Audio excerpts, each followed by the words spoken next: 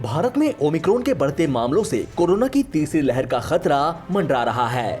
ऐसे में सवाल उठ रहा है कि क्या नया साल 2022 अपने साथ ओमिक्रॉन की बड़ी लहर लेकर आएगा। ये सवाल इसलिए उठ रहा है क्योंकि भारत में भी ओमिक्रॉन के केसेस बढ़ने लगे हैं। भारतीय एक्सपर्ट्स साफ कह रहे हैं कि तीसरी लहर आनी तय है। राज्य सरकार की कोविड-19 पर टास्क फोर्स के सदस्य राहुल पंडित ने कहा कि फिलहाल घबराने की कोई जरूरत नहीं है। उन्होंने आगे कहा कि आर वैल्यू में बढ़ोतरी चिंता का विषय है और अब सरकारी स्वास्थ्य मशीनरी को अपना निगरानी तंत्र और कॉन्ट्रैक्ट ट्रेसिंग मजबूत करनी चाहिए। टास्क फोर्स के एक अन्य सदस्य शशांक जोशी ने कहा कि ओमिक्रॉन वेरिएंट डेल्टा से 5 गुना ज्यादा तेजी से फैलता है और इससे तीसरी लहर का खतरा पैदा हो गया है।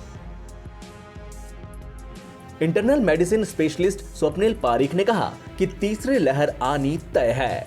उन्होंने कहा, दूसरे देशों के हालात को देखकर लगता है कि भारत में भी केसेस बढ़ेंगे।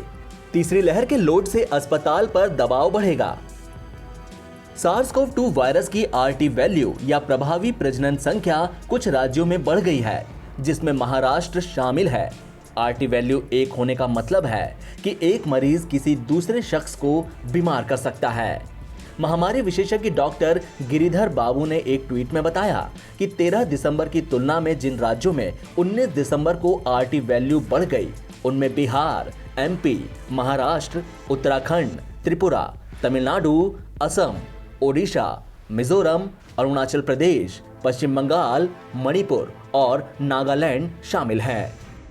उन्होंने आगे कहा कि 19 दिसंबर को भारत की प्रभावी RT वैल्यू 0.89 थी। अमेरिका और यूरोप में जिस रफ्तार से केस बढ़ रहे हैं, उससे एक आशंका ये भी है कि डेल्टा और ओमिक्रॉन वेरिएंट के कॉम्बिनेशन यानी डेल्मिक्रॉन वेव चल रही है।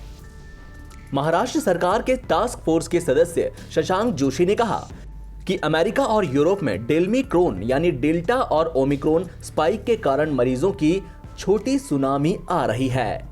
उन्होंने कहा कि यह देखना अभी बाकी है कि भारत में ओमिक्रॉन का कितना और कैसे असर होगा।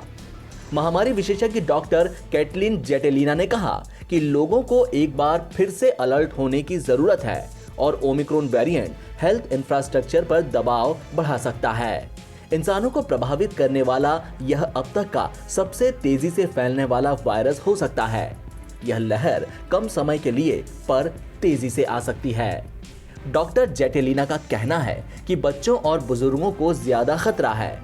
ऐसे में बचने का सबसे सही और सटीक उपाय कोरोना वैक्सीन लगवाने के साथ ही मास्क, सामाजिक दूरी और दूसरे एहतियात बरतना जारी रखना है। NBT ऑनलाइन की रिपोर्ट।